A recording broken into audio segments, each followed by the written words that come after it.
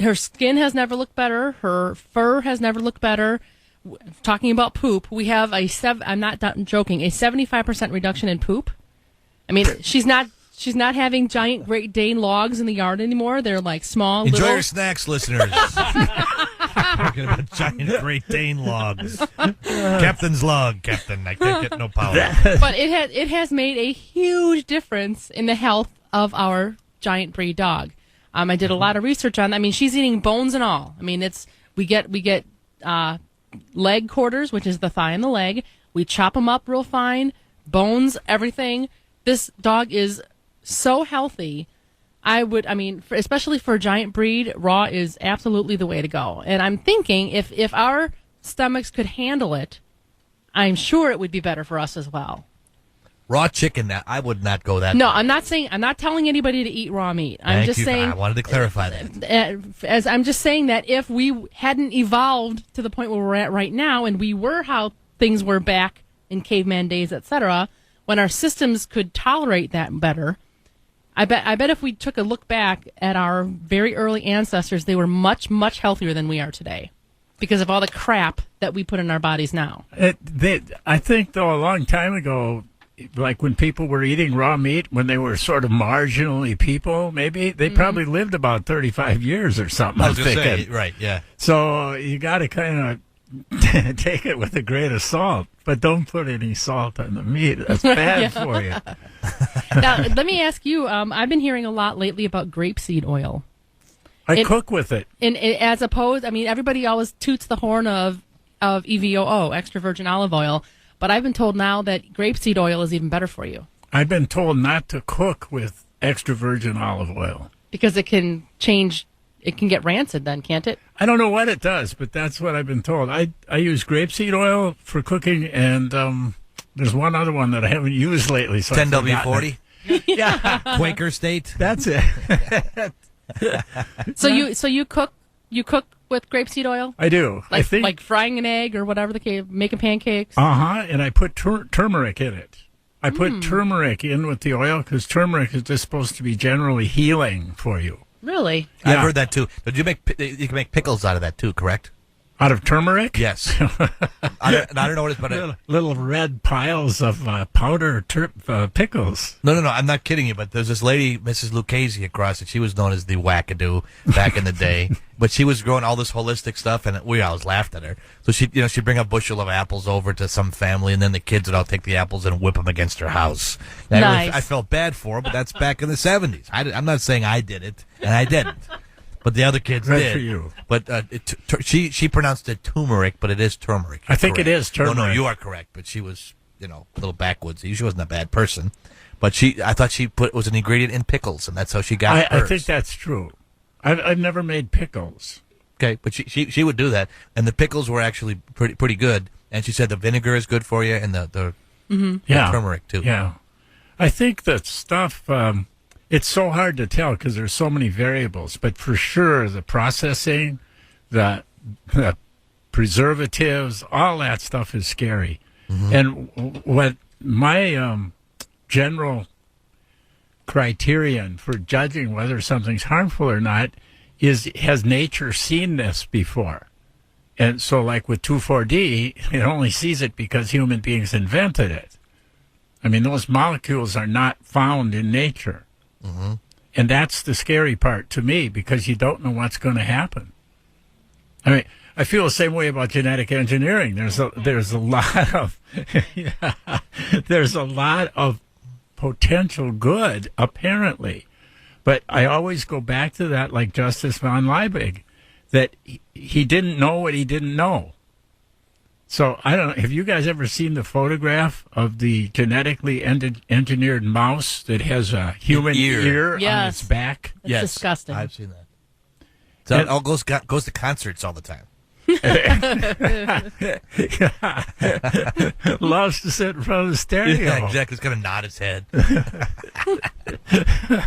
But anyway, what I'd like to get back to at some point here is placebos. Let's go right now. Okay. That was the point I was hoping we'd get back to it. We're back. Okay.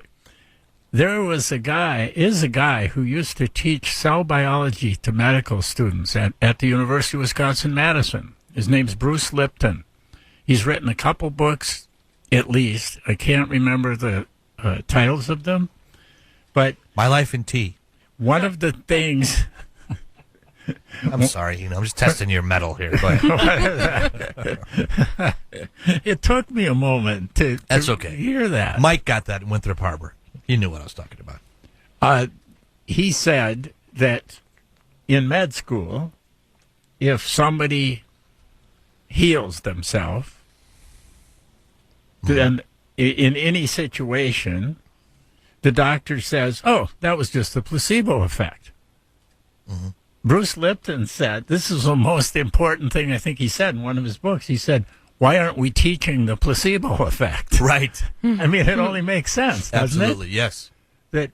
That I know a medical intuitive who has written a couple books. They're kind of convoluted and sort of strange. He'll fit right in. Have him come on the show sometime.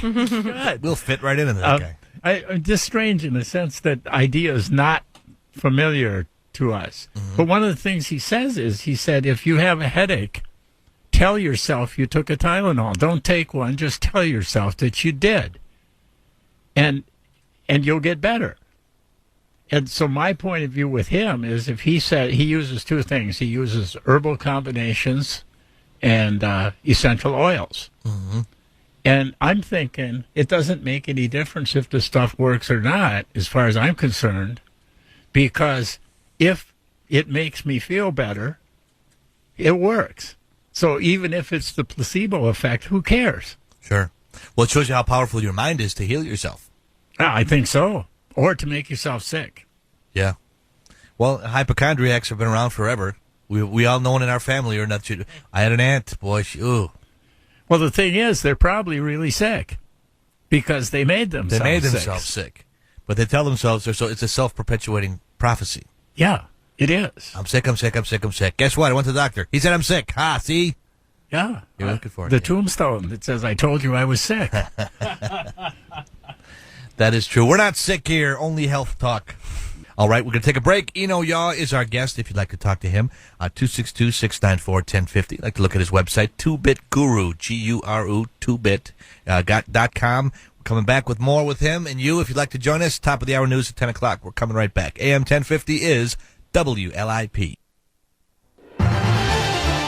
You're listening to the Mothership Connection on AM 1050 WLIP, your cosmic link to the other side. Welcome back. The last Sunday night in August. Where is the year going? The days are getting shorter.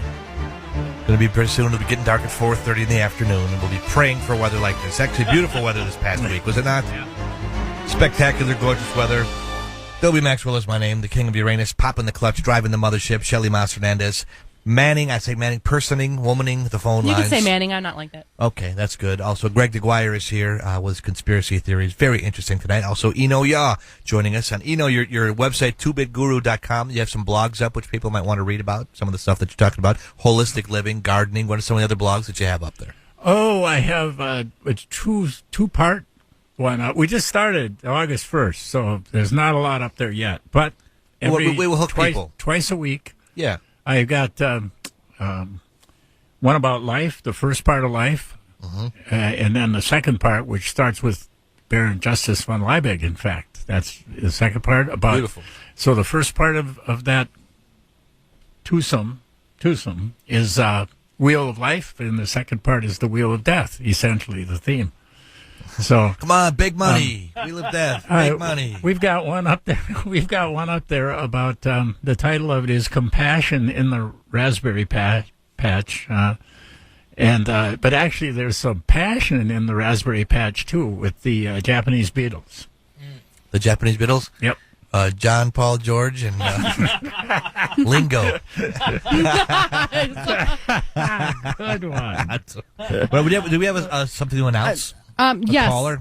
Streetcar Bob called back. Streetcar, will you call and talk on the air? He doesn't please? want to go on the air. Why don't you want to call on the air? I don't know. He doesn't want to. Very virile but young man with a powerful voice. He wanted to clear up the wolfberry juice. It's also known as the goji berry.